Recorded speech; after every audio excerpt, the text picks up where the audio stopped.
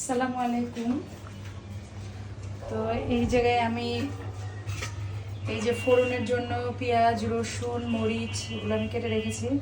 আর ফোড়নে আমি জিরা, কালো জিরা ইউজ করব। আর এই জায়গায় হচ্ছে আমি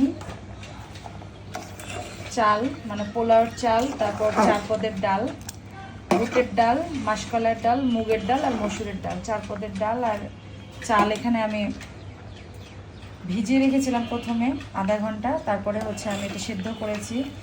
সেদ্ধর সময় আমি এর ভিতরে হলুদ, লবণ, তারপর গরম মশলা, তেজপাতা, গুঁড়ামরিচ, হলুদ এগুলো আমি দিয়েছি।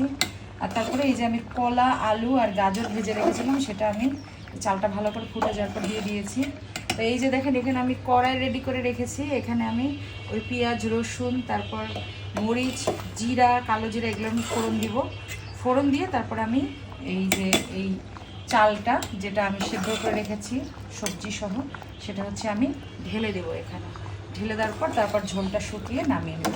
এই হচ্ছে আমার সবজি খিচুড়ি।